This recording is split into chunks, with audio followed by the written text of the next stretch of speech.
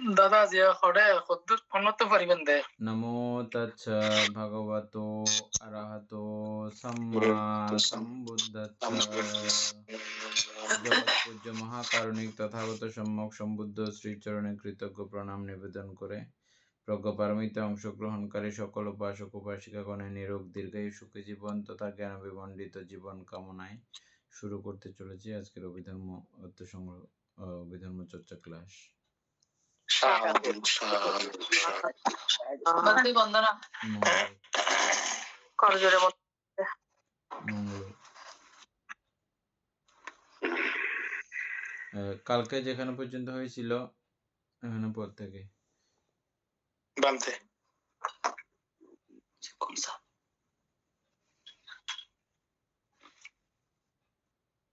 দাদা কত নাম্বার থেকে? 8 নম্বরের মাঝামাঝি। এত মতন আছে জি, ওটা কিছু সময় পেলাম। চারি যাবত বানতে এটা নাকি সুবিধাজনক স্থানে উপাসকগণ? চারি যাবত ওই জায়গাটা 8 নম্বরের ওইখান থেকে এটা কি বলে?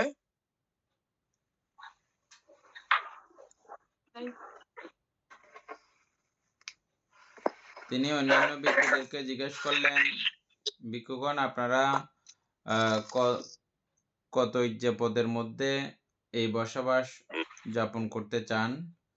ভিক্ষুগণ দিয়েছিলেন, আমরা 4 ইজ্জাপদের মধ্যেই থাকব। এই দুটোর মধ্যে পর্যন্ত শেষ হয়েছিল, কিন্তু উনি কত ইজ্জাপদ পালন করবেন এটা কিন্তু জানা এখনো আসে নাই। হ্যাঁ, ওনার ব্যাপারটা লেখা আছে কিনা দেখেন। উনি কিন্তু 3 ইজ্জাপদে ছিলেন, উনি 4 ইজ্জাপদে ছিলেন না। ওনার আমরা তো চাই নাই। হ্যাঁ গেছি, আমরা গেছি, পড়ছি। হ্যাঁ পড়ছি, এই ইজ্জাপদ আসছে না। অবশ্যই একই সমীচীন অপ্রমত্ত হওয়া উচিত নয় কি? আমরা জীবন্ত বুদ্ধের নিকট কর্মস্থান নিয়ে আসিয়াছি। বুদ্ধগণকে সততা দ্বারা আরাধনা করা যায় না। সততা দ্বারা আরাধনা করা যায় না। হ্যাঁ, সততা দ্বারা আরাধনা করা যায় না বুদ্ধগণকে। হ্যাঁ বলেন। এই কথাটা বলার অর্থ হচ্ছে এখানে ওই যে 4 ইজ্জাপদ যদি করা হয় ওইখানে ওটা বেশি একটু ইয়ে হয়ে গেছে, কথাটা করা হয়ে গেছে। তবে একটা কথা আছে, গুরু যেমন শিষ্য তেমন হয়। বুদ্ধের শ্রাবক গণের মধ্যে যারা যে মতের যে পথের তাদের শিষ্যগণকেও আলটিমেটলি ভাবে সেই মতে হাঁটাতে চেষ্টা করেন তারা।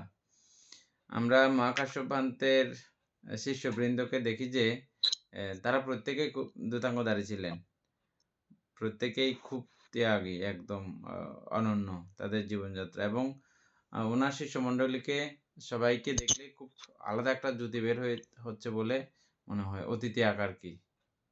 এটা মহাকাশ্যপান্তে যেমন দূতাঙ্গ 13 প্রকার দূতাঙ্গ আর কোনো ভিক্ষু পালন করতে পারেন না, উনি একমাত্র মহাকাশ্যপান্তে যিনি পারেন। 13টা একসঙ্গে কেউ পারে না, সারা জীবন কেউ পারে না, কিন্তু উনি পারেন। এটা উনি পারেন। এবং বুদ্ধের সঙ্গে ওনার যখন জীবন পরিবর্তন হয়েছিল, সেদিন থেকে তিনি সারা জীবন পানশুকলিক চিবর ব্যবহার করবেন, এই ব্রত তিনি সারা জীবনের জন্য নিয়ে ফেলছিলেন। বুদ্ধের সঙ্গে যার চিবর পরিবর্তন হয়, বুদ্ধের চিবর যিনি গায়ে দেন, ব্যবহার করেন, উনি আর কোনো সময় গৃহী প্রদত্ত চিবর ব্যবহার করতে পারেন না। এটা ধর্মতার নিয়ম, মনে রাখবেন। বুদ্ধের চিবর আর কেউ গায়ে দেয় না, কিন্তু মহাকাশ্যপান্তে গায়ে দিয়েছিলেন। ব্যাপারটা এরকম না। আবার বুদ্ধকে কাপড় দান করলে বুদ্ধ ব্যবহার করার আগে এটা অন্যজনে ব্যবহার করতে পারেন, যখন ব্যবহার করে ফেলে তখন এর কথা এটা।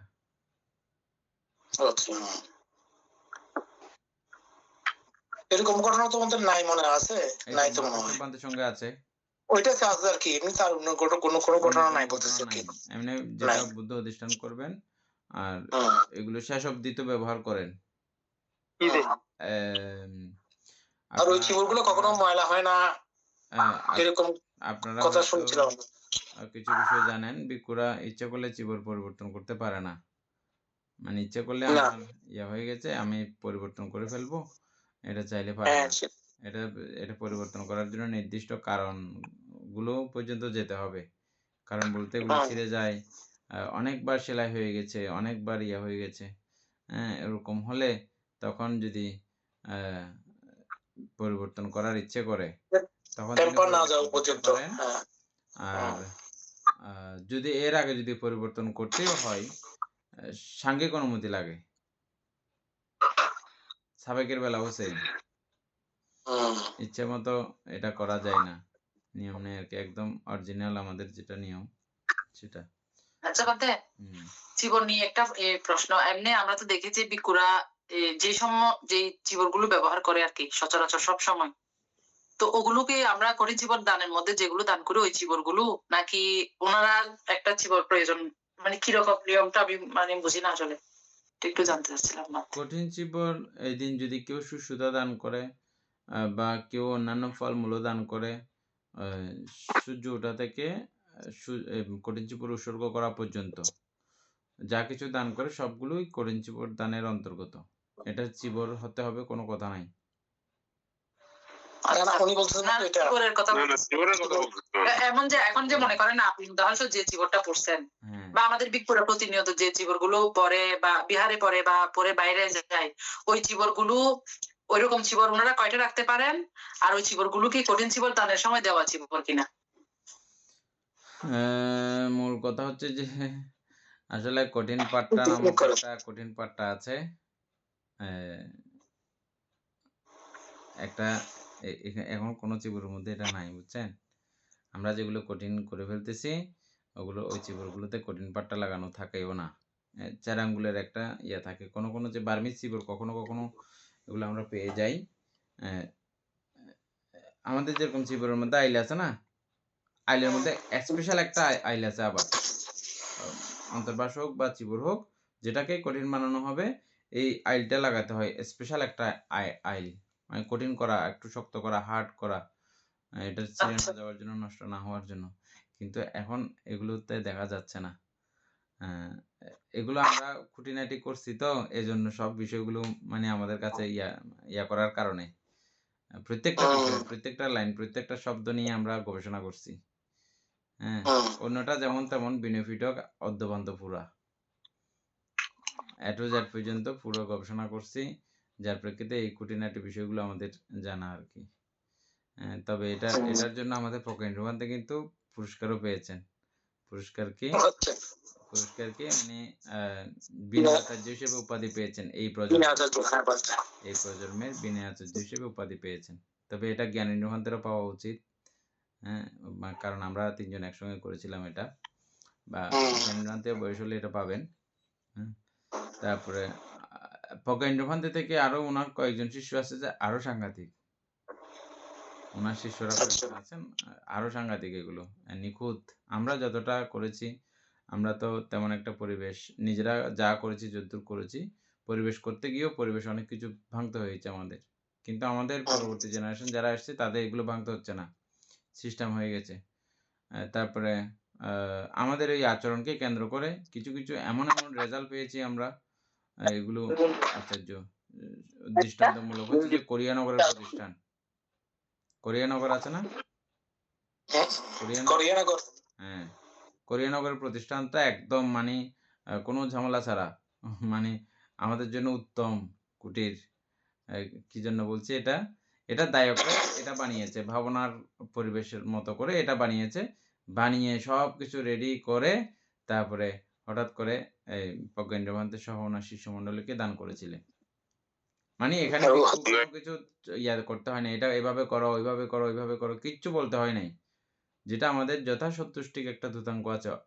১৩ প্রকার ধূতাঙ্গের মধ্যে একটা ধূতাঙ্গ আছে যথাসন্তুষ্টিক। যথালাভে সন্তুষ্টিক। যথাসন্তুষ্টিক।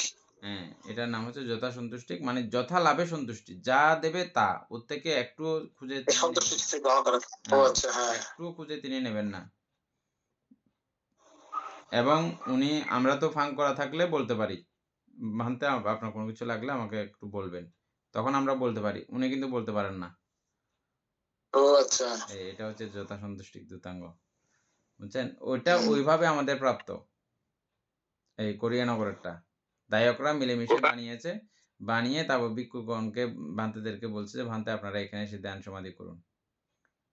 এটা আমাদের কোন জায়গাটা? একভাবে পাওয়া, এটা না আরো এরকম অনেকটা কুটির পেয়েছি আমরা, মানে এটার আমাদের ওই প্রচেষ্টার ফলে এগুলো এইভাবে এভাবে তৈরি হয়ে গেছে। আমাদের পরবর্তী প্রজন্মগুলোকে এই কুটির নিয়ে ব্যাক পেতে হয় নাই, কোনো রকমের কলা কৌশল অবলম্বন করতে হয় নাই, বা কারো থেকে খুঁজতে হয় নাই, চাইতে হয় নাই।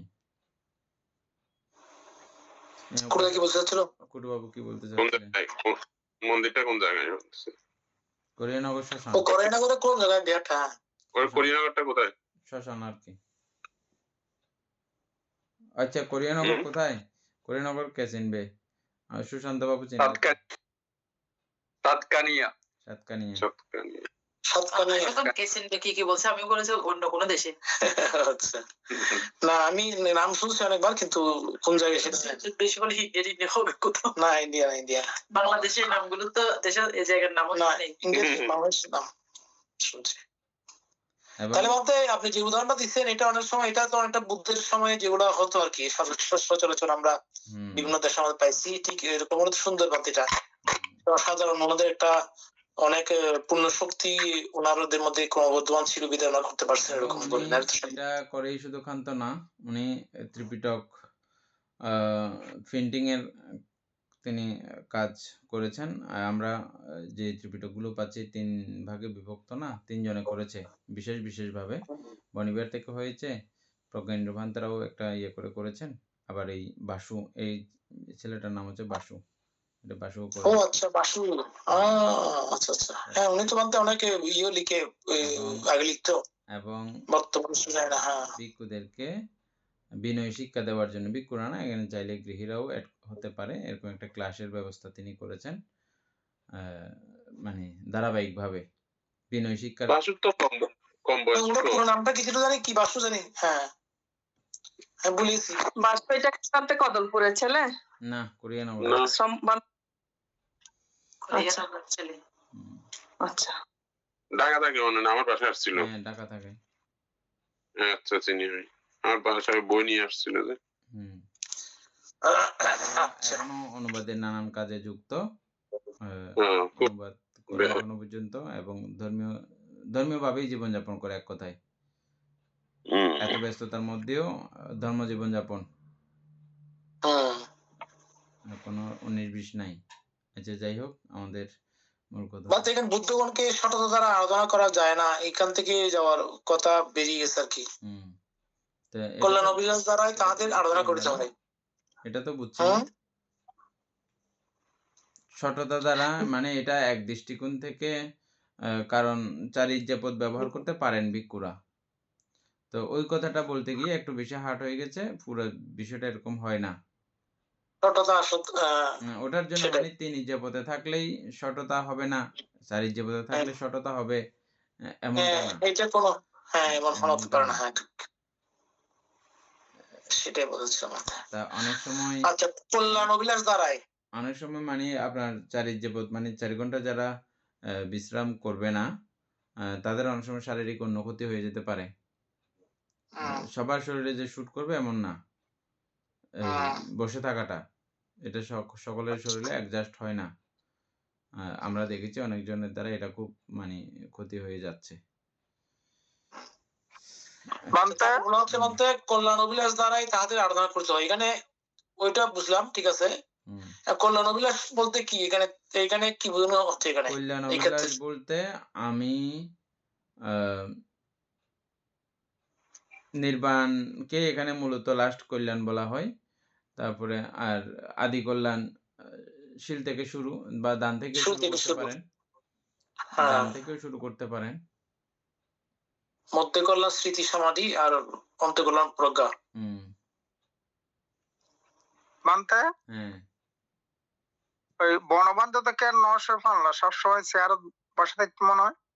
হ্যাঁ, চেয়ারে বসে থাকতেন। আপনাকে তো আমরা দেখতেছি না ভালো করে। আমি লাইট দিই নাই যে।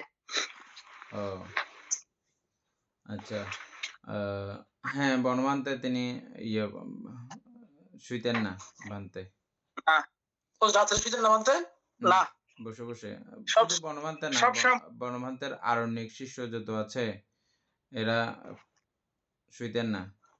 এবং আমিও যতদিন অরণ্যে ছিলাম, অরণ্য থেকে আসার পরেও আমার অভ্যাস হয়ে যাওয়ার কারণে আমি দীর্ঘদিন বসেই থেকেছি। অভ্যাস হয়ে আচ্ছা। যায় এখানে।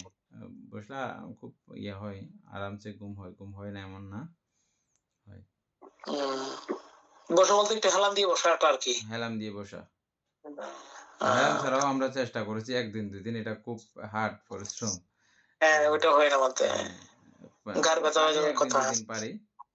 1 দিন 2 দিন আর কি। কন্টিনিউ যে টানা, এই ভান্তে কিন্তু কন্টিনিউ টানা। আমরা যে ভান্তের কথা পড়তেছি এখন। হ্যাঁ আচ্ছা আচ্ছা। আমরা যাবো আরো আস্তে আস্তে। হুম। আচ্ছা, প্রমত্তের পক্ষে 4 উপায় স্বীয় গৃহ সদৃশ হয়, তোমরা অপ্রমত্ত হও আবুস। প্রমত্তের পক্ষে 4 উপায় স্বীয় গৃহ সদৃশ হয়। এটা আমাদের উসলাবান্তে এই কথাটা বেশি বলেন, বুঝছেন? উসলাবান্তে এই কথাটা বেশি বলেন। কিন্তু নরক সারিও ভাই কিন্তু আরো গড় ডললে গড়ের মতো আচ্ছা। কিনলে ওটা আরা তো অকাম করতে 1 মিনিট নবাবি, অকাম যারা করে ইতারা তো সারিও ভাই গড় ডললে ইতারার গড় তো জানে বাইরে গুড়ি গাড়ি না আবার যেন গড় যায়, গুড়ি গাড়ি আবার যেন গড় যায়। ঠিক যারা এভাবে অপকর্মে বা পঞ্চশীল ভঙ্গে লিপ্ত, তাদের 4 উপায়টা গড় সদৃশ্য, বাড়ি সদৃশ্য। আর এখানে ভান্তে ওই কথাটাকে ইয়ে করেছেন, যারা প্রমত্ত, এটাকে একদম খুব সুন্দর করে সুন্দর ভাষায় ব্যবহার করা হয়েছে, লেখা হয়েছে। প্রমত্ত যারা, তাদের জন্য 4 উপায় এটা গড় সদৃশ্য। প্রমত্ত কাকে বলে? লোভ দেশ মোহে লোভিত, লোভে লোভিত, বসবাস করেন আর কি মানতে। হ্যাঁ মোহে অবশ্যই। মোহিত যারা, তারা এই 4 উপায় তাদের জন্য আবাস বা গৃহ সদৃশ্য। খুব ডেঞ্জারাস কথাটা, দেখছেন? হ্যাঁ মানতে। তারপরে বলতে আপনি আমি তিনি যা পথে অতিবাহিত করিব, পৃষ্ঠ প্রসারিত করিব না আবুস। মানে শুবে না। সাধু বান্তে অপ্রমত্ত হন। হ্যাঁ ওটা বলার কারণে ওনার বান্তারে জিজ্ঞেস করছে আপনি কি করেন, মানে কিভাবে ই করেন বলা হয়েছে আর কি। পৃষ্ঠ প্রসারিত করিব না আবুস। সাধু বান্তে অপ্রমত্ত হন। স্থবির নিদ্রা যাইতেন না, তাই প্রথম মাস অতিক্রান্ত হইলেই তাহার চক্ষু উৎপন্ন হইল। ছিন্নগট হইতে জলধারা নিয়ায় চক্ষু যুগল হইতে অশ্রুধারা বহিতে লাগিল। তিনি সারাত্রি শ্রমণ ধর্ম অনুষ্ঠান করিয়া অরুণোদয়ের সময় কক্ষে প্রবেশ পূর্বক উপবেশন করিলেন। ভিক্ষুগণ ভিক্ষায় বাহির হইবার সময় হইলে স্থবির নিকট গমন করিয়া কহিলেন, বন্তে ভিক্ষার সময় হইয়াছে। এটা বলতে উনি কি জানি কি মহাপাল মহাপাল বানতে রয়েছে না এটা? ও আচ্ছা। এনে 1 মাস যখন হয়েছে তখন ওনার চোখের সমস্যা হয়ে গেছে। তো এই সমস্যাটা হওয়ার কারণ হচ্ছে যে উনি শুইতে চান না, এই জন্য। তো না শুইলে সবার যে হয় এটা তেমন না, এটা আমরা পরে জানবো কথাটা কেন এটা হলো। আচ্ছা আচ্ছা।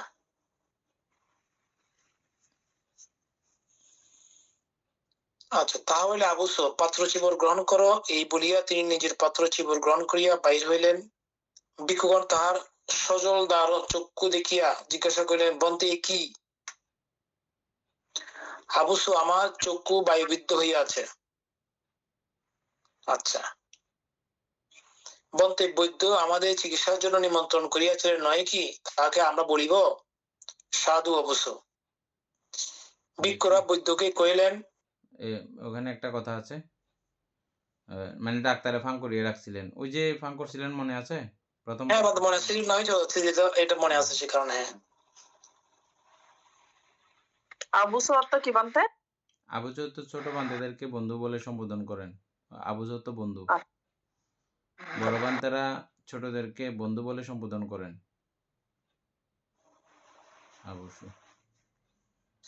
ভিক্ষুরা বৈদ্যকে কহিলেন, তিনি তৈল পাক করিয়া পাঠাইলেন।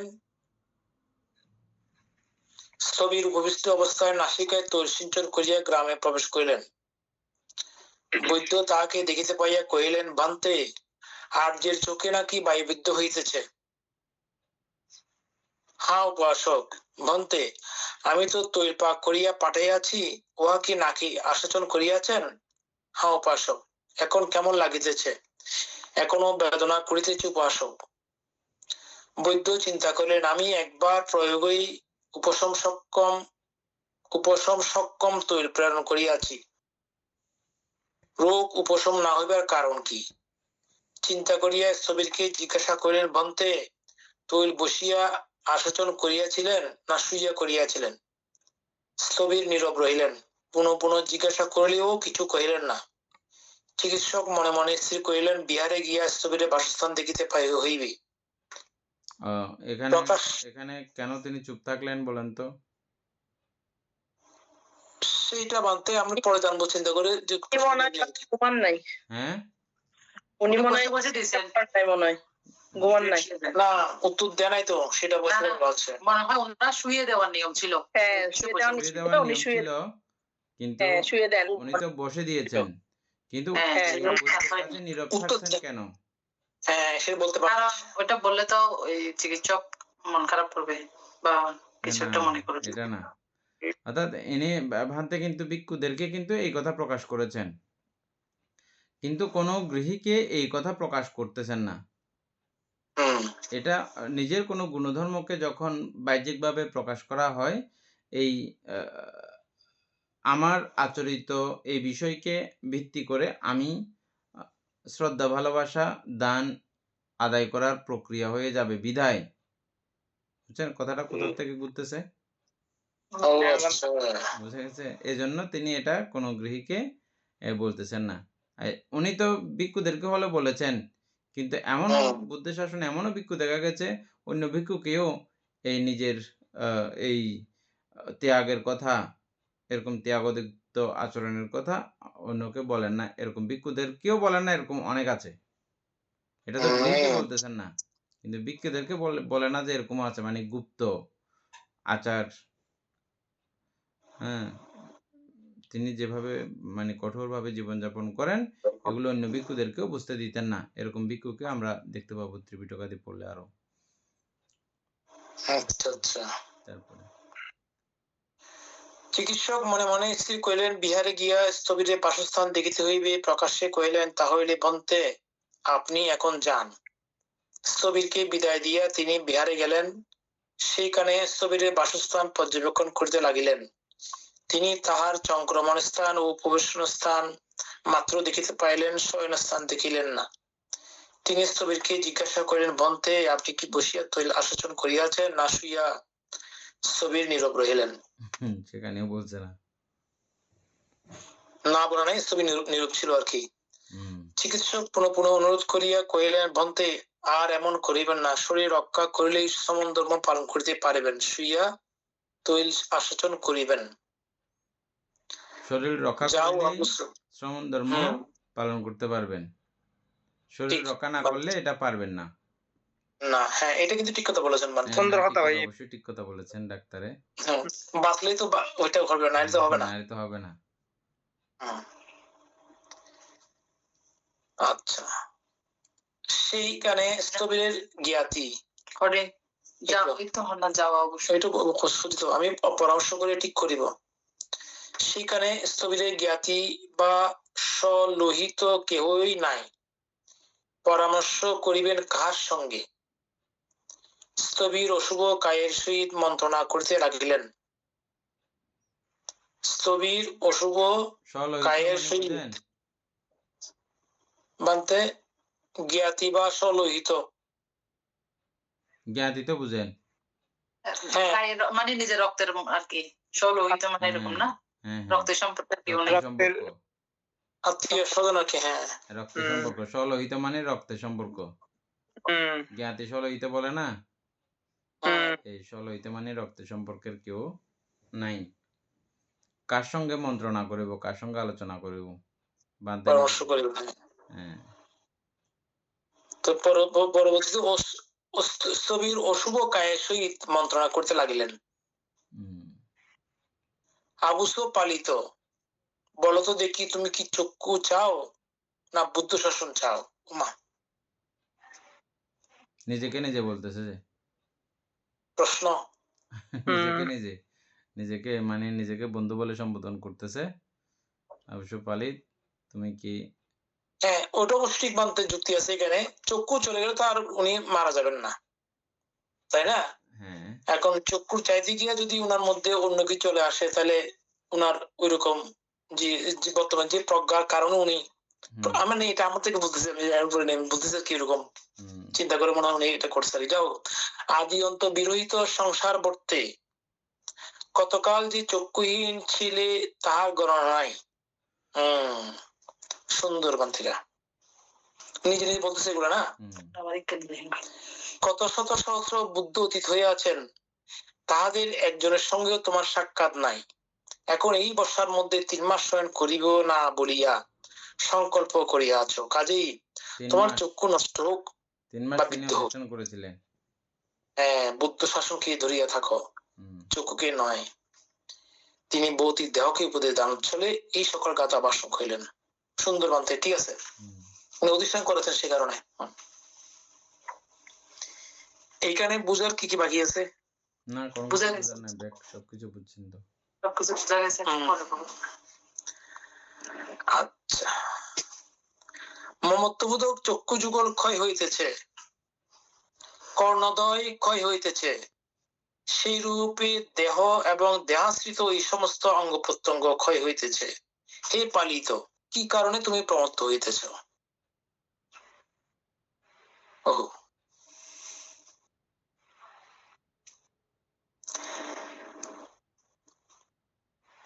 মমত্ববোধক চক্ষু যুগল জীর্ণ হইতেছে,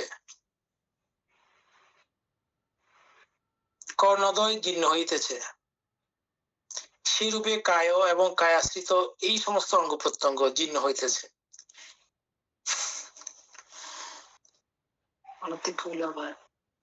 হে পালিত, কি কারণে তুমি প্রমত্ত হইতেছ?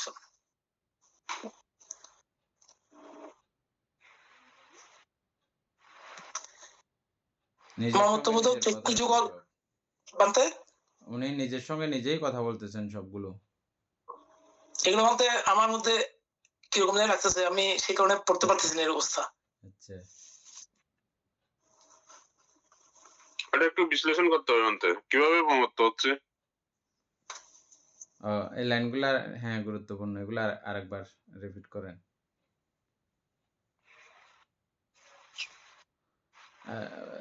মিউট হয়ে গেছে। অর্থাৎ বলা হচ্ছে যে সেখানে হে পালিত, তোমার দেখো চোখগুলো ক্রমে ক্রমে অনিত্য এবং জরার দিকে পর্যবসিত, এবং কান সহ অন্যান্য অঙ্গ প্রত্যঙ্গ যেগুলো আছে এই কায়কে আশ্রিত করে যেই বিষয়গুলো আছে এগুলো ক্রমে অনিত্যতার দিকে ধাবমান। এটা তিনি নিজেকে নিজে বলছেন আর কি, চিন্তা করতেছেন এটা। তারপরে এখানে প্রমত্তের কথা আবার আসছে। প্রমত্ত মানে হচ্ছে যে এগুলোতে প্রমত্ত কথাটার অর্থ হচ্ছে যে লোভ, দেশ মোহ জড়িত না। জড়িত না আকৃষ্ট থাকা হওয়া। অবস্থা, লোভ এটা- দেশ মোহ না থাকা অবস্থা। এক কথায় বিপাশানা চালু অবস্থায় থাকলে অপ্রমত্ত, বিপাশানাহীন অবস্থা প্রমত্ত। এক কথায় একদম লাস্ট কথা। ঠিক আছে, বলতে ওইটাই ঠিক, কিন্তু এখানে উনি প্রশ্ন করতেছেন কারণে এই বিষয়গুলো ওনার মধ্যে আনার জন্য উনি প্রশ্ন করে বলছে প্রমত্ত হইতেছে, এই কারণে উনি এগুলা বলছে জিনিসটা।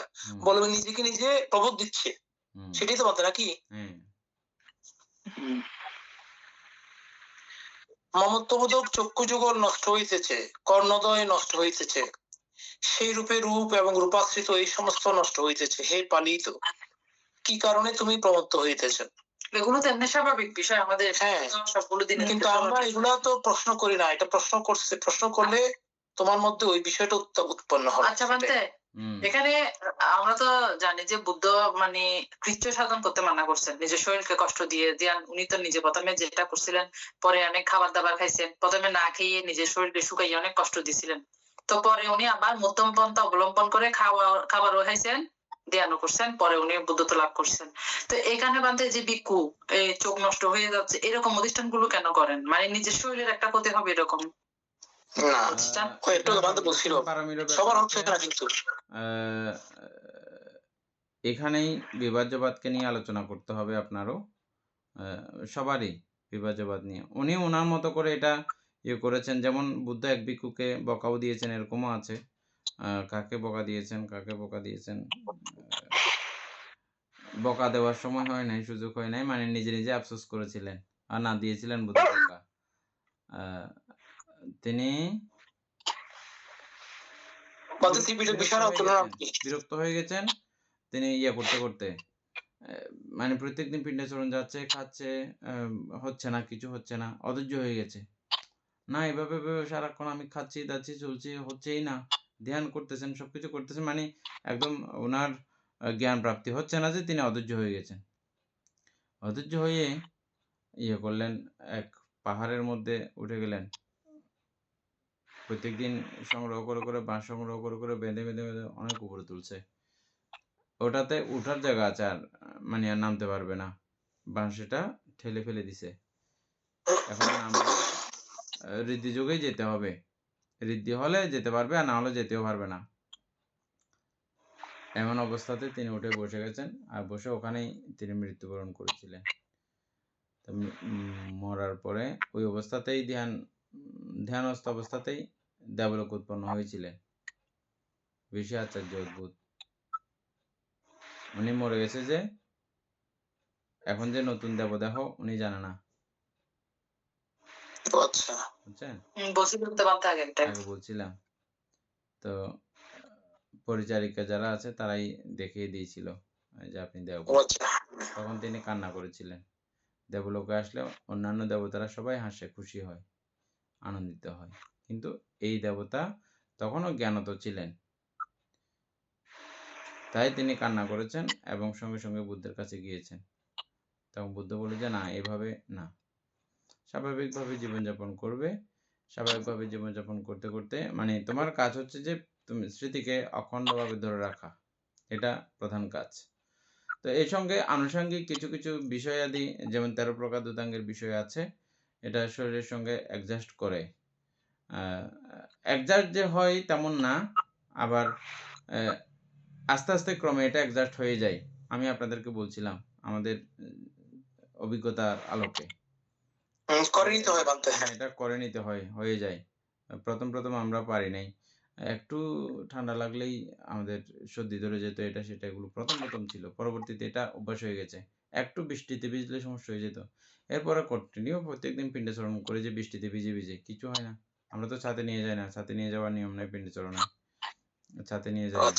হ্যাঁ, তো প্রায় সময় বর্ষাকালের পুরো সময়টাই আমরা ইয়ে করতাম, ভিজে ভিজে পিণ্ডাচরণ করতাম, কিন্তু ইয়ে হইতো না, অসুখ বিসুখের কোনো সিস্টেম নাই। কেন? এটা অ্যাডজাস্ট হয়ে যায়, একটা সময় এটা সহিষ্ণুতা হয়ে যায়। হ্যাঁ, আচ্ছা, পিণ্ডচরণের সাথে নিয়ে যাওয়ার নিয়ম নাই বানতে, সেটা জানতাম না। বৃষ্টি বললে নিয়ে যাওয়ার নিয়ম নাই। হ্যাঁ, ওদের যে বানতে যেটা মারা গেছে ওই সত্য দীপঙ্কর বানতে, উনি বন্যার পানি, বৃষ্টির পানি এমন ওটা আবার অতটুকু এটা উচিত না, এটা ঠিক না। গলা পর্যন্ত পানিতে এভাবে যাওয়া, এটা আবার ঠিক না। অতি কোনো কিছু ইয়ে নয়। এমনি নর্মালি বৃষ্টি বাদল এগুলো তো, আমি পিণ্ডাচরণ গেছি, হঠাৎ বৃষ্টি আসছে, এটা আলাদা হিসাব। কিন্তু ওইভাবে বন্যা কবলিত হয়ে বাসে ডুবে যদি ওরকে চলে যায়, এটা আর সমস্যা না, অতটাও না।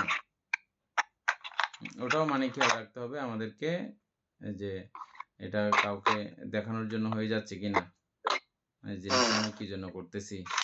হ্যাঁ, এটা কিন্তু মাথায় রাখা উচিত। ওটা করতে গেলে আমার এতদিনের অর্জন সব নষ্ট হয়ে যাবে। কাউকে যদি এই বিষয়টা যদি দেখানোর থাকে, হ্যাঁ, ওটা করতে গেলে সব নষ্ট হয়ে যাবে, সারা জীবনের সব অর্জনগুলো নষ্ট হয়ে যাবে।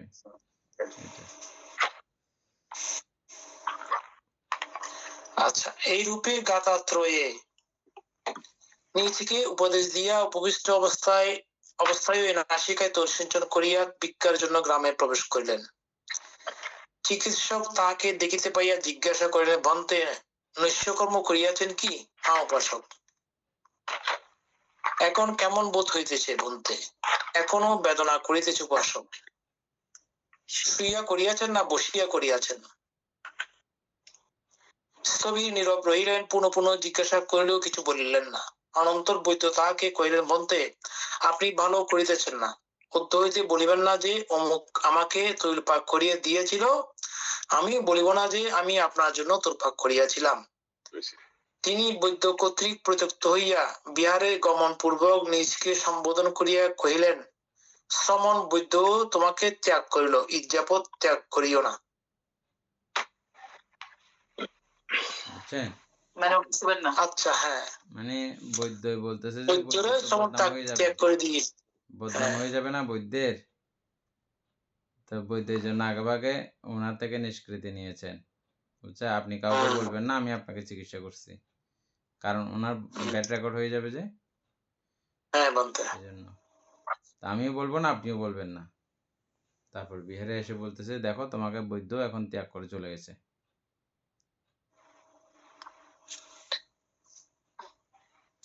বৈদ্য তোমাকে ত্যাগ করিলেও ইজ্জাপদ ত্যাগ করিও না। হুম, নিজেকে নিজেই বলতেছে বন্তেটা। হুম। হ্যাঁ, হে পালিত, চিকিৎসায় তুমি বৈদ্য কর্তৃক বর্জিত হইয়াছ, নিশ্চিত মৃত্যুরাজের অধীন হইয়াছ, আর কেন প্রমত্ত হইতেছ? প্রশ্ন আবার। হুম। মরে যাবে তারপরে। হ্যাঁ, চিকিৎসক তোমাকে ফেলে চলে গেছে, এখন তুমি মৃত্যু তোমাকে ডাকছে, মৃত্যুরাজের অধীন হইয়াছে। হ্যাঁ অধীন আর কি, হুম। সেটাই। আর কেন প্রমত্ত হইতেছ? এই গাথায় নিজকে উপদেশ দিয়া শ্রমণ ধর্ম আচরণ করিতে লাগিলেন। শ্রমণ ধর্ম অনন্ত কাকে বলে? রাত্রি কুরুবাবু বলেন, জানতে শ্রমণ ধর্ম কাকে বলে? দাদা আমার পড়ুন তো বাবুজির। এই গাথায় নিজেকে উপদেশ দিয়া শ্রমণ ধর্ম আচরণ করিতে লাগিলেন। যারা জানেন বলেন। শ্রমণ যে ভিক্ষু জীবন দেয়া নাকি মাথায়? না, শ্রমণ বিপাশানাটা হচ্ছে সামান ধর্ম। বিপাশানাটা মনে রাখবেন। হ্যাঁ, শ্রমণ ধর্ম আচরণ করা মানে বিপাশনা করতেছেন তিনি। তারপরে অনন্তর রাত্রির এখানে মধ্যম শ্রমণ যান। ধর্ম বলতে ভিক্ষু তো না। শ্রমণ ধর্ম বলতে ইয়ে করা, ইন্দ্রিয়কে সংযমী করার নাম হচ্ছে শ্রমণ। সাম্য, সাম্য শব্দ থেকে শ্রমণ, বুঝছেন? বুদ্ধকে শ্রমণ, অগ্রশ্রমণ, শ্রমণ শ্রামণ আছে কিন্তু একটা করে।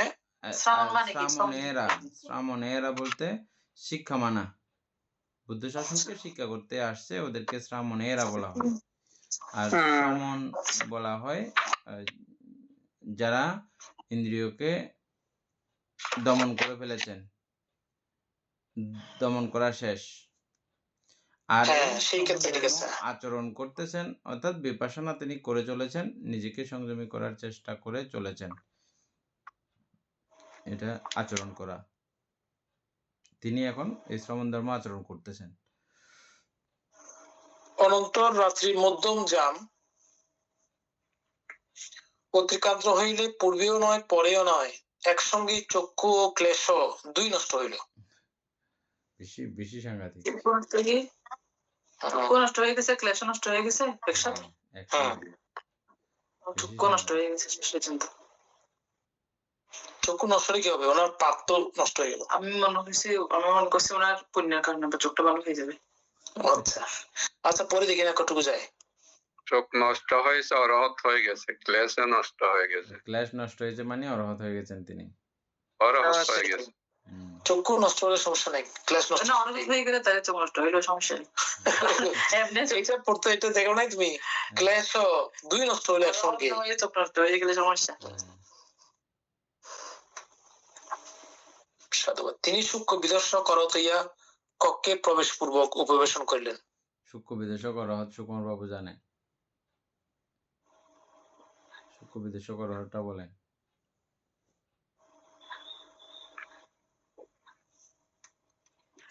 ভুলে গেছি ভাই। যারা জানেন বলতে পারবেন। বলছিলেন মনে হয় বাদ আপনি ভুলে গেছেন। আমি মনে করতেছি না সেটা আমি তৃষ্ণা হয় সাধনে যারা অরহৎ হয়, হ্যাঁ তৃষ্ণা যাদের হয়ে যায়, 10 প্রকার ক্লেশ বানতে যাদের কয় হয় আর কি। হুম হ্যাঁ, অর্থাৎ লোভ, দেশ, মোহ, মান, দৃষ্টি, তারপরে বিচিকিৎসা, তিনমিদ্যা, মানে এরকম এগুলা যাদের মানে তার উৎপন্ন হবে না, তারা সূক্ষ্ম বিদেশে অরহৎ জানতে। হ্যাঁ ঠিক আছে। সূক্ষ্ম কি বিদেশক আর পত্র পাঠ? যে যারা প্রথম ধ্যান আদি থেকে পঞ্চম ধ্যান বা অষ্ট সমাপত্তি এগুলো কোনো কিছু লাভ না করে, এগুলোর দিকে না গিয়ে ওই বিদর্শন, ওই 10 প্রকার বিদর্শন জ্ঞান যেগুলো আমরা পড়েছি ওই লাইনে হেঁটে তিনি অরহৎ হয়েছেন। ওখানে তিনি ও আচ্ছা, এগুলো হ্যাঁ পারেন বাদ না। ঠিক আছে। মানে ঋদ্ধিয়াদের সঙ্গে ওনার কোনো সম্পর্ক সাক্ষাৎ হয়নি। ঋদ্ধি উৎপন্ন হতে হলে ওনাকে আবার পরবর্তীতে এই পঞ্চম ধ্যান পর্যন্ত অধিগত করে তারপরে ওই দিকে যেতে হবে। ওনার আপাতত যারা সূক্ষ্ম বিদেশক অরহৎ তাদের ঋদ্ধি সহ পরচিত্ত বিজনন জ্ঞান, চ্যুতি জ্ঞান এগুলো কিছু থাকবে না। দিব্যচক্ষু, দিব্যকর্ণ এগুলো কোনো কিছু থাকবে না ওনাদের। উনি মুক্ত এমনি অরহৎ, সূক্ষ্ম বিদেশক অরহৎ।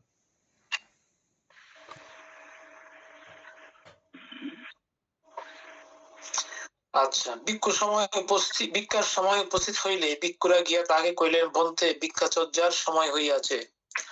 আবুসো সময় হইয়াছে? হ্যাঁ বন্তে, তোমরা যাও, তবে তোমরা যাও। বন্তে আপনি? আবুসো আমি চক্ষুহীন হইয়া আছি। তাহারা তাহার চক্ষু দেখিয়া অশ্রুপূর্ণ নেত্রে কহিলেন, বন্তে আপনি চিন্তা করিবেন না, আমরা আপনার সেবা করিব। তাহারা স্থবিরকে আশ্বস্ত করিয়া এবং যথা কর্তব্য তাহার সেবা শুশ্রূষা করিয়া গ্রামে প্রবেশ করিলেন। লোকেরা তাহাদের সঙ্গে স্থবিরকে দেখিতে না পাইয়া জিজ্ঞাসা করিল, বন্তে আমাদের রাজ্য কোথায়? তাহারা তাহাদের মুখে সেই বৃত্তান্ত শ্রবণ করিয়া তাহার জন্য জাগু পাঠাইয়া দিল এবং নিজেরা তাহার জন্য আহার্য লইয়া বিহারে গমন করিল। বিহারে যাইয়া স্থবিরকে বন্দনা করত, তার পাদমূলে পতিত হইয়া কাঁদিতে লাগিল। তাহারা বলিল, বন্তে আপনি চিন্তা করিবেন না, আমরা আপনার তত্ত্বাবধান করিব। তাহারা তাহাকে এই রূপে আশ্বাসিত করিয়া চলিয়া গেল। সমানভাবে আশ্বাস প্রদান করেছেন, তাই তো? সেই হইতে তাহারা দায়করাও সেভাবে করছে, বান্তারা যেভাবে করছে দায়করাও সেভাবে করছে। হ্যাঁ সেটাই, সমাশ্বাসিত। সেই হইতে তাহারা নিয়মিতভাবে বিহারে জাগু ও ভাত পাঠাইতে লাগিল। স্থবির অপর 7 জন ভিক্ষুকে নিরন্তর উপদেশ দিতে লাগিলেন। তাহারা স্থবিরের উপদেশ অনুবর্তী হইয়া প্রবারণার সমীপবর্তী সময়ে সকলেই প্রতিসংবিধা সহ অরহত্ব প্রাপ্ত হইলেন। তিনি নরমাল অরহৎ, সূক্ষ্ম বিদেশক অরহৎ তিনি, কিন্তু ওনার উপদেশে যারা হয়েছেন তারা প্রত্যেকে সহ অরহৎ। এখানে বাদে আমার একটা মানে বুঝতে পারতেছি না যে ওইটা মানে চক্ষু নষ্ট না করলে কি উনি অরহৎ হইতেন না? চক্ষু নষ্ট করলে অরহৎ, চক্ষু নষ্ট না করলে অরহৎ হইতেন, কিন্তু ধীরতা এবং এই বিষয়গুলো প্রয়োজন আছে। এগুলো আমরা এই কথাগুলো এর মধ্যে আছে পরবর্তীতে অবশ্যই। সবার একটা বিষয় আছে, কিন্তু উনি কিন্তু অধিষ্ঠান করেছেন, অধিষ্ঠান ভাঙা নাই, সেজন্য অধিষ্ঠান ভাঙা নাই, এটা একটা বিষয়। আর একটা আছে, আমরা ইয়াতে গেলে ধর্মসঙ্গিনীর লাস্টে গিয়ে দ্বন্দ্ববিজ্ঞা আমরা পড়েছিলাম উপাসক সুকুমার বাবু। দ্বন্দ্ববিজ্ঞা মানে কি? দ্বন্দ্ববিজ্ঞা মানে খুব স্লোলি তিনি চলবেন, তিনি কোন রকম শ্রদ্ধার উপরে ভিত্তি করে এবং বীর্যের উপরে ভিত্তি করে আস্তে আস্তে আস্তে আস্তে করে চলবেন।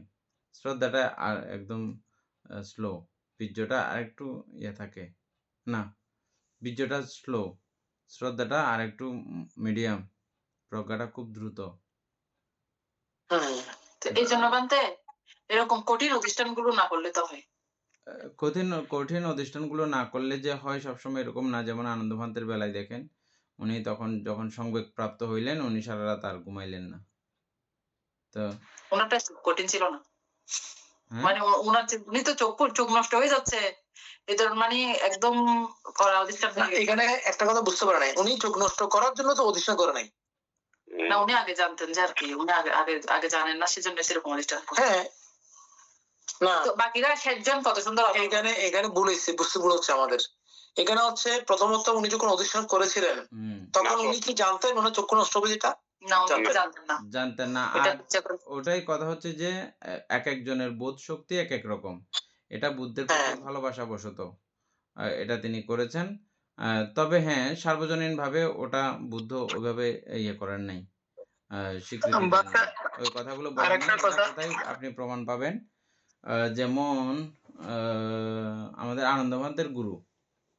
আনন্দভান্তের গুরুর কাহিনীটা পড়লে আপনারা পেয়ে যাবেন এটা। ওই জাতীয় উদ্ভট ব্যাপারগুলোকে বুদ্ধ গুরুত্ব দেন নাই। কিরকম উদ্ভট ব্যাপার ছিল যে তিনি পিণ্ডাচরণ করতেন, বড় স্বাভাবিক ছিল ওনার, করে একদিন এগুলো কোনো রকম তরকারি নিতেন না, কিন্তু উনি শুধু ভাত নিতেন, নিয়ে এগুলো একবেলাগুলো রাখতেন আর বাকি সবগুলোকে সুন্দর করে শুকাত দিতেন। শুকাত দিয়ে এগুলো সই থাকতেন, ফাঁকে যাতে না খায়, এগুলো শুকাইয়া সুন্দর করে ঢুকাই রেখে দিতেন। তারপরে 7 দিন যাবত আর পিণ্ডাচরণ যেতেন না। এগুলো 7 দিনে বিভক্ত করে তিনি এগুলো বাক করে ফুটলি করে রেখে দিতেন, এগুলো খাইতেন। ভিজাইলে আবার ভাত হয়ে যাইতো এগুলো ভিজে দিয়ে রাখতেন, সকালবেলা উঠে এগুলো চিরার মতো করে উনি 7 দিন যাবত যেতেন না। ওনার উদ্দেশ্য ছিল মহৎ। কি উদ্দেশ্য? এই লোভদেশ মোহচারিত মানুষগুলোকে তাদের আওয়াজ হলেও শোনা যায়। আমি দেখতেছি না, হয়তো আমার চোখ সংযম রেখেছি, কিন্তু তাদের সাউন্ড কোয়ালিটি শোনা যায়। সবকিছু মিলিয়ে ওগুলোতে চিত্ত অনেক সময় বিষাক্ত হয়। আমি এগুলো শোনারও দরকার নেই, খাইতে তো হবে, কিন্তু আমি 7 দিনে একবার যাব, গিয়ে যা পাবো ওগুলো সংগ্রহ করে ওভাবেই আমি চলবো।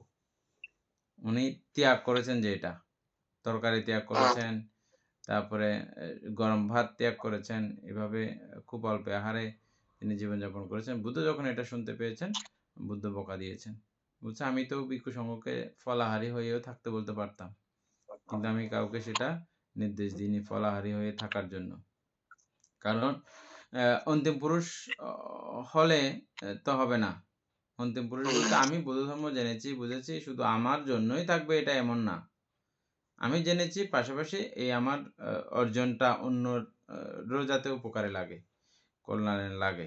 পিণ্ডাচরণ করতে গেলেই তোমাকে দেখবে, তোমার এই সুন্দর আচার দেখবে, গোচর দেখবে, তারপরে আরেকজন উদ্বুদ্ধ হবে, উৎসাহিত হবে, সেও এই ধর্ম প্রতিপালন করবে।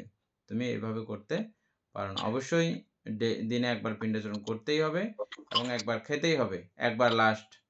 2 দিনে একবার হবে না, একবার লাস্ট, একবার খেতেই হবে। বুদ্ধ কৃচ্ছ সাধন করতে মানা করছেন, তার মানে অতিরিক্ত কষ্ট দিতে মানা করছেন, নিজের শরীরকে মানা করছে। সেই দৃষ্টিকোণ থেকে চাইছে আপনার দৃষ্টিকোণ, সেই দৃষ্টিকোণ থেকে ঠিক আছে। আমি এই জন্য বলতেছি বানতে, যিনি পড়তেছেন বয়সক বা উনি মাঝে মাঝে এরকম কঠিন হয়ে যান জীবনে, তখন আবার কি ত্যাগ করে বসে থাকে।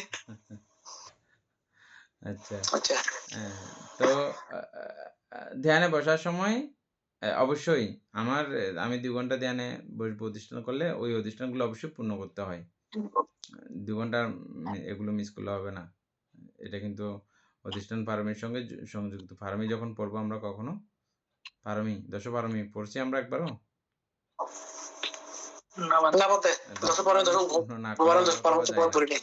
দশপারমি পূর্ণ না করলে অরহত বা যায় না। এগুলো অতীত থেকে পূর্ণ রাখতে হয়, অথবা আমার বর্তমান জীবনে এগুলোকে ম্যাচিং করে নিতে হবে। এগুলো পড়া উচিত মানে অবশ্যই উচিত। এটা ক্রমান্বয়ে আসবো আর কি। আমরা কত চ্যাপ্টার রয়েছে আরো, তো শুরু না করছি মাত্র। আমরা এখন এক কোন শেষ করে নাই। আমাদের মজা লাগতেছে, শুধু আমরা একদম পুরো সার বিষয়টাকে মন্থন করে ফেলছি বিদায় আমাদের একটু মানে কিছু বুঝেছি বলে, জেনেছি বলে মানে একটা হয়েছে আর কি, মনের মধ্যে এরকম একটা ভাব হয়েছে, এটাই। তারপরে আচ্ছা,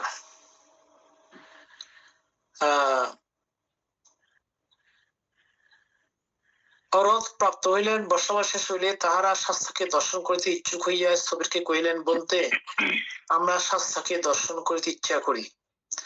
স্থবির তাহাদের কথা শ্রবণ করিয়া চিন্তা করলেন, আমি দুর্বল, প্রতিমধ্যে অমনুষ্য পরিগৃত বন আছে, আমি যদি ইহাদের সঙ্গে যাই তবে সকলেরই কষ্ট হইবে, ভিক্ষাও পাইবে না, ইহাদেরকে পূর্বেই পাঠাইয়া দিব।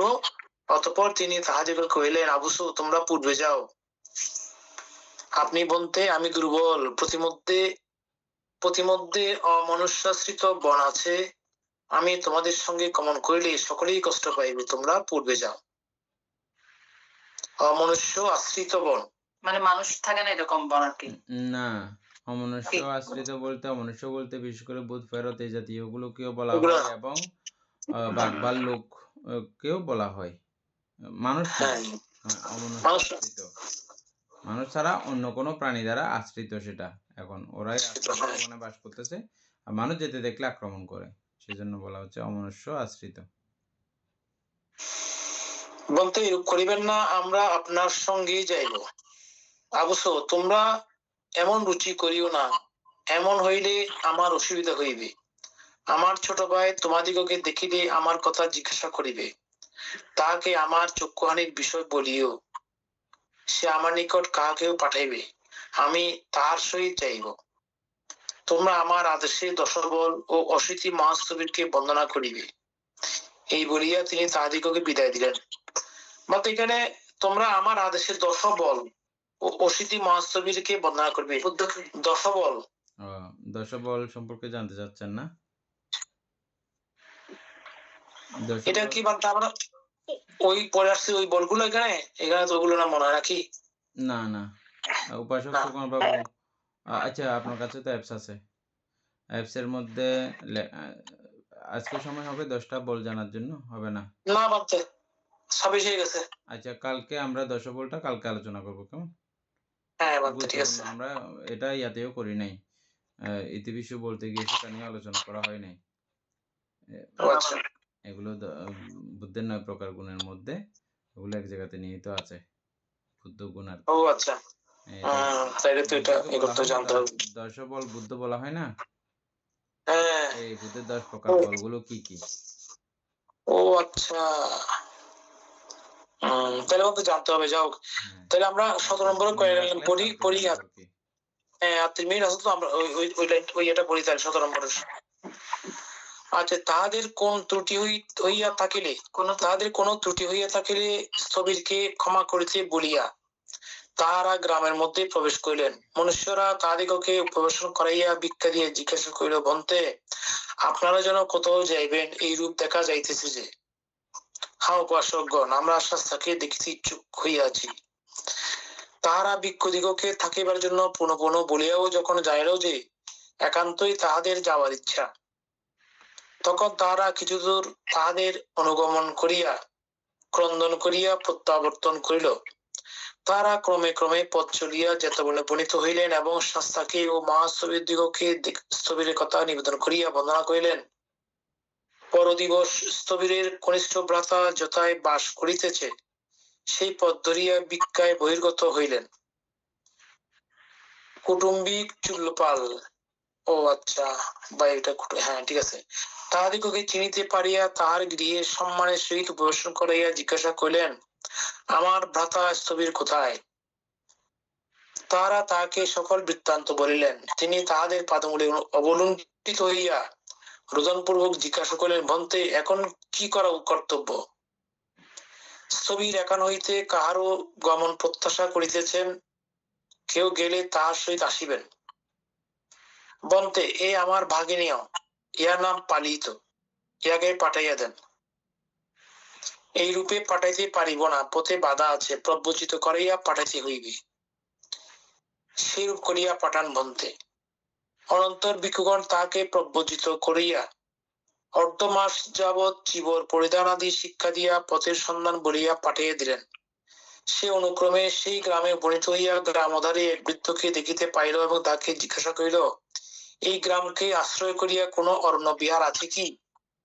আছে এখানে প্রব্রজিত হয়েছে কেন বলতে?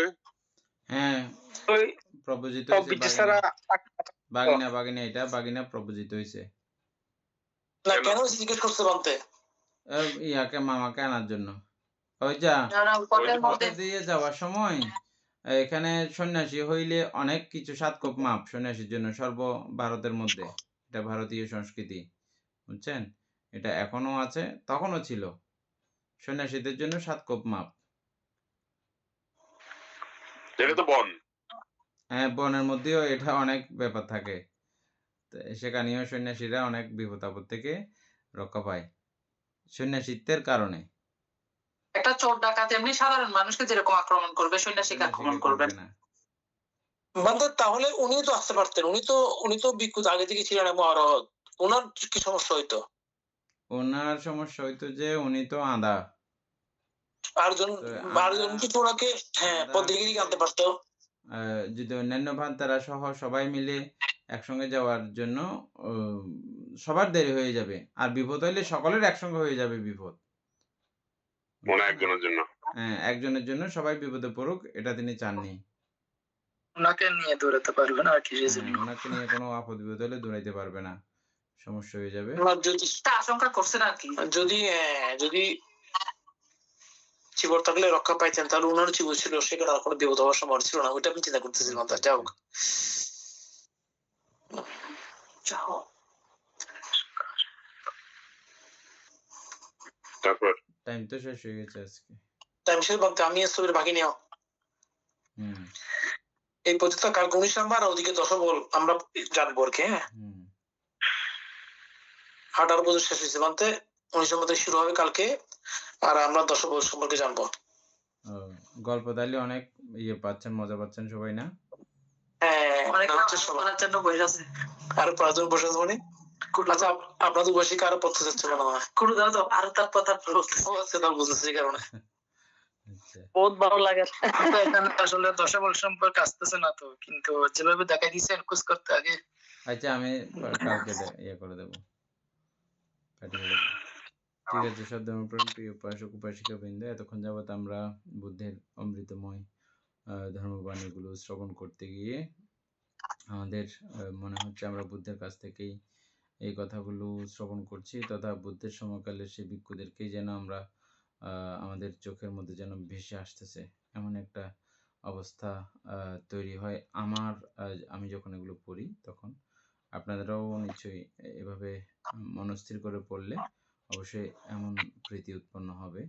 আর এভাবে যত প্রীতিপূর্ণ হয়ে এগুলো আমরা আবৃত্তি করব, ততই আমাদের মহাকল্যাণ এবং মহাপুণ্য সম্পাদিত হবে, এবং হয়েছে আমাদের। এই পুণ্যরাশি অনন্ত চক্রবাসী সত্যগণকে দান করছি, গুরুভান্তিদেবকে দান করছি, মাতা পিতাগণকে দান করছি, এবং যারা আমাকে প্রতিনিয়ত এভাবে ধর্মচর্চায় সহযোগিতা করছেন তাদেরকে এই পুণ্যরাশি দান করছি।